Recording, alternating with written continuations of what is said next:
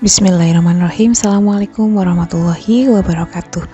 Apa kabar teman-teman semuanya? Kali ini kita akan mendiskusikan tentang fikih muamalah dan juga perkembangannya.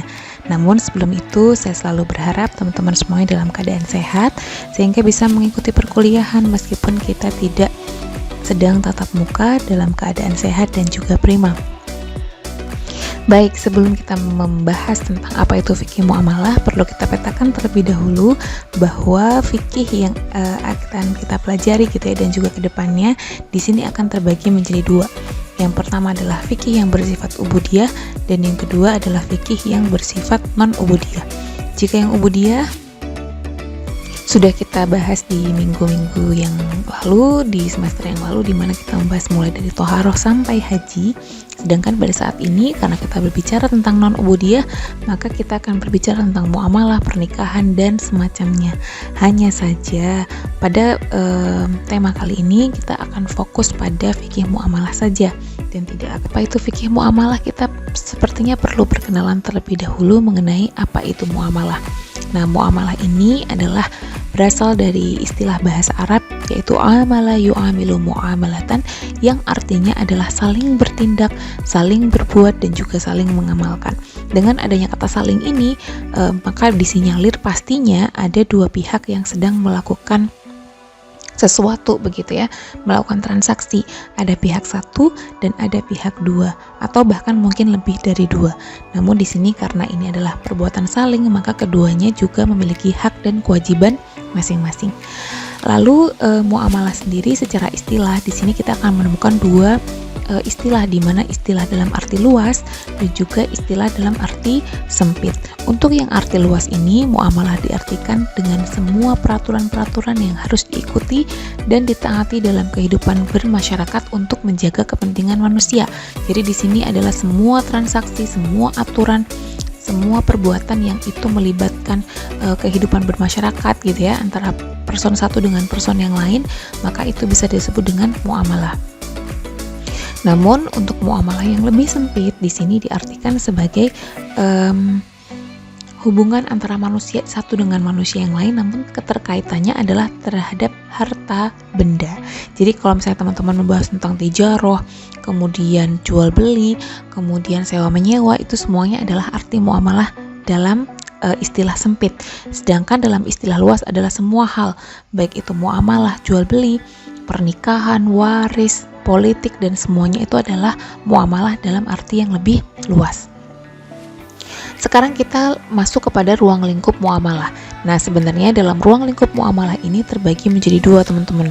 Yang satu adalah muamalah al-adabiyah dan yang kedua adalah muamalah al-maddiyah. Kalau muamalah al-adabiyah ini lebih fokus kepada subjeknya gitu ya, sedangkan kalau al-maddiyah ini adalah objeknya. Maksudnya bagaimana? Untuk subjeknya, di sini yang kita lihat adalah dalam muamalah al-adabiyah ini adalah bagaimana sih ijab kabulnya, ada person yang sekiranya melakukan penipuan enggak, apakah ada kerelaan di antara keduanya. Jadi lebih kepada personnya. Jadi lebih kepada etika bisnis lah, kurang lebih seperti itu. Sedangkan untuk muamalah al-maddiyah ini karena yang dikaji adalah objeknya gitu ya, atau bendanya gitu, sehingga yang ingin disoroti oleh muamalah al-maddiyah ini kira-kira transaksinya, uangnya tuh ya, benda yang mau ditransaksikan tuh mau diapain gitu, apakah mau disewakan aja, mau dijual, atau mau bagaimana digadaikan dan semacamnya. Itu adalah pembahasan dari muamalah al-maddiyah. Dengan adanya ruang lingkup tadi, lalu kita pasti bertanya-tanya dong, lalu apa sih hubungannya fikih muamalah dengan ekonomi Islam, atau sebenarnya itu istilah yang sama gitu ya? Padahal bukan. Kalau kita berbicara tentang korelasi keduanya, maka di sini bisa dikatakan ekonomi Islam itu adalah lingkaran yang lebih luas. Sedangkan fikih muamalah itu adalah lingkaran kecil yang ada di dalam lingkaran luas tersebut. Sehingga bisa dikatakan fikih muamalah ini adalah instrumen teknis gitu ya, atau hal-hal yang berkaitan dengan teknis sistem dalam ekonomi Islam. Sehingga ekonomi Islam itu adalah sistem yang lebih luas, sedangkan fikih muamalah adalah teknisnya dalam melaksanakan sistem ekonomi Islam tersebut. Oke, mengenai prinsip muamalah ini penting banget karena inilah yang menjadi prinsip-prinsip yang harus dianut oleh pihak-pihak gitu ya yang sedang melakukan transaksi, bahkan bagi orang-orang yang ingin mengembangkan atau memodifikasi transaksi-transaksi dalam fikih muamalah. Yang pertama, pemilik mutlak semua harta adalah Allah Subhanahu wa taala. Nah, jadi dengan adanya prinsip ini gitu ya, ini akan menjadikan kita sebagai seorang yang akan bertransaksi, sebagai seseorang yang akan mengembangkan apa itu akad-akad ataupun transaksi dalam muamalah, maka konsep muamalah atau transaksi yang akan kita lakukan itu tidak akan menanamkan sense of belonging atau rasa kepemilikan yang sangat tinggi terhadap harta yang kita miliki, sehingga kayak emosi-emosi, nafsu-nafsu untuk menguasai harta itu tidak terlalu tinggi, karena pada dasarnya semua harta yang kita miliki itu adalah milik Allah Subhanahu wa taala. Dengan demikian, dengan adanya prinsip itu gitu ya, diharapkan bahwa tidak ada lagi tindas menindas antara satu pihak dengan pihak yang lain dengan alasan ingin menguasai harta salah satu di antara keduanya, seperti itu. Kemudian prinsip yang kedua adalah halal dan hal haram dalam kepemilikan. Ini juga menjadi concern yang penting dalam fikih muamalah, di mana kita dalam bertransaksi, dalam mengeluarkan uang, dalam mau menginvestasikan uang gitu, kita akan melihat bagaimana status halal dan haram dari sektor yang akan kita bangun gitu ya, entah itu dalam jual beli, sewa menyewa ataupun investasi. Kemudian yang ketiga adalah al-infaq wal kasbu. Jadi ini yang membedakan ekonomi Islam ya, dan juga fikih muamalah khususnya dengan fikih muamalah dengan ekonomi yang konvensional, di mana dalam fikih muamalah ini ada keseimbangan antara memberikan dan juga menghasilkan, sehingga tadi kembali kepada prinsip yang nomor satu, kita tidak akan menguasai harta itu sepenuhnya, karena dalam Islam juga diberikan tuntunan bagaimana mengeluarkan sebagian harta yang kita miliki kepada orang-orang yang membutuhkan atau memang itu menjadi haknya, baik itu dalam hal infak, sedekah ataupun zakat. Yang keempat adalah al-masalih wal mafasid, ya, di mana dalam al-masalih dan mafasid ini dalam bertransaksi antara satu pihak dengan pihak yang lain, keduanya harus benar-benar mendapatkan kemaslahatan dan keduanya harus benar-benar menghindari adanya kemafsadatan. Dalam arti yang lebih luas, masoleh dan mafasid ini tidak hanya berlaku bagi kedua belah pihak, tapi juga kepada orang-orang sekitar, bahkan alam ya. Jadi dalam proses entah itu nanti konsumsi ataupun produksi, itu tidak mengganggu kestabilan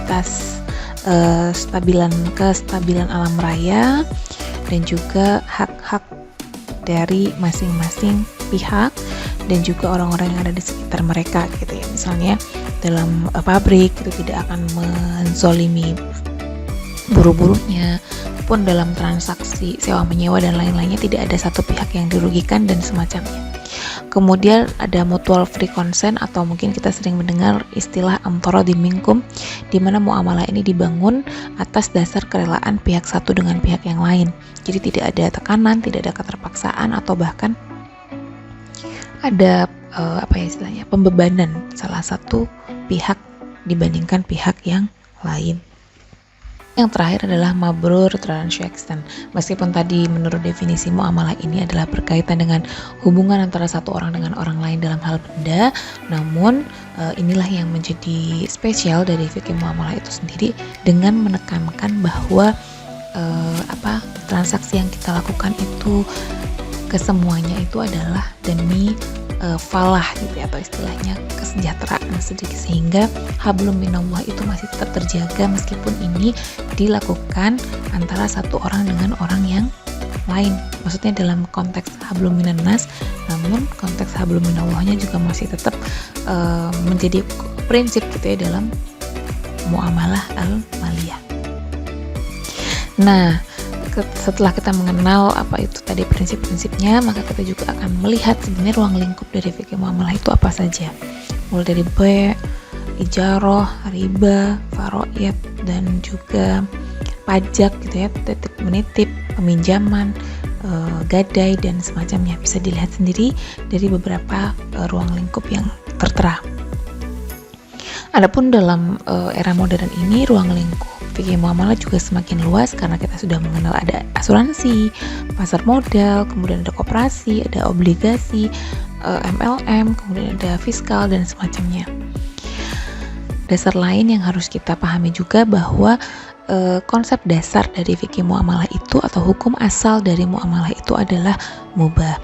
Al-aslu fil asyai al-ibahah hatta yadulut dalilu ala tahrimihi. Jadi semua prinsip-prinsip yang ada dalam muamalah itu sebenarnya boleh-boleh aja gitu ya. Akan tetapi akan menjadi tidak boleh ketika ada dalil ataupun ketentuan yang melarang transaksi ataupun sebuah akad seperti itu. Dan juga tadi sudah disampaikan sebelumnya bahwa fikih muamalah ini adalah prinsip kemaslahatan menjadi yang utama. Jadi bukan siapa yang lebih kuasa dia akan lebih menang, tidak, tapi adalah kemaslahatan dari semua pihak. Kemudian adanya harga yang kompetitif, tidak ada eksploitasi, ada kejujuran, dan juga ada toleransi yang dijaga menjadi konsep dasar dari mengenai sumber gitu ya. Pasti di sini apa sih sumber yang digunakan dalam fikih muamalah?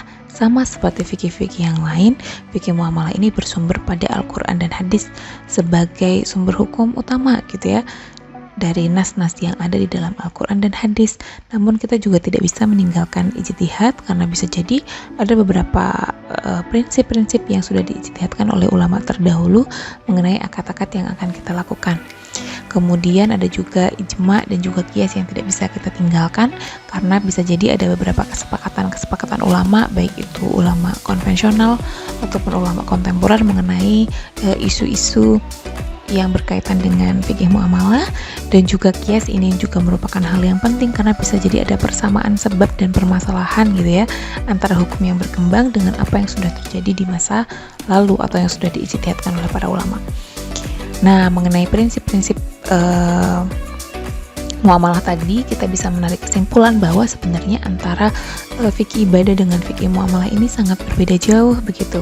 Kalau di fikih ibadah itu peluang ijtihad juga semakin sempit ya, kita tidak mungkin mengotak-ngotik ibadah, sedangkan kalau muamalah kita justru lebih bisa mengeksplor atau bisa berijtihad memodifikasi hal-hal yang berkaitan dengan muamalah. Dikarenakan apa? Karena nas-nas dalam fikih muamalah itu lebih bersifat umum, jadi hanya nilai-nilai umum saja yang tercantum, sedangkan untuk fikih ibadah di sini nasnya lebih terperinci, lebih detail gitu ya, sehingga akan susah gitu untuk memodifikasi hal-hal yang sudah ada gitu. Seperti halnya ayat wudhu, ayat tayamum itu kan sudah sangat jelas gitu ya apa yang harus dilakukan ketika wudhu, maka tidak ada lagi upaya untuk memodifikasi wudhu itu seperti apa. Dan itu nggak apa-apa. Bicara tentang fikih muamalah, pasti kita juga akan membicarakan tentang pemenuhan manusia gitu, kebutuhan manusia apa saja sih. Nah, dalam bertransaksi gitu ya, khususnya dalam fikih muamalah, kita akan menemukan ada proses konsumsi dan juga proses produksi, sehingga nanti dalam perkembangannya akad-akad muamalah itu tidak jauh-jauh dari apa itu yang menjadi konsumsi dan apa itu yang diproduksi. Mungkin gambarannya seperti ini.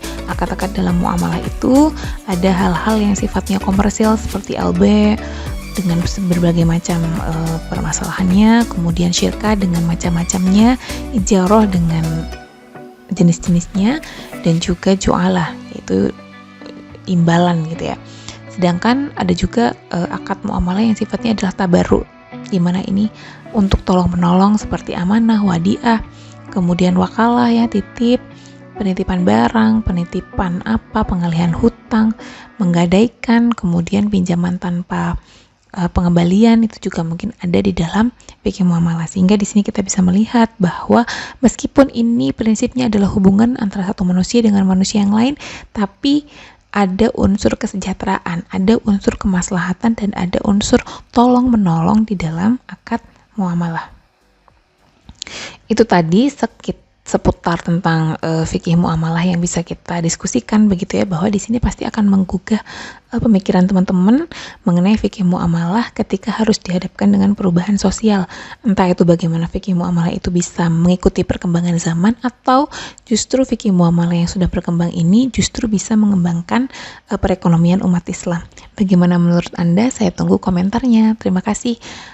Kita akhiri. Wassalamualaikum warahmatullahi wabarakatuh.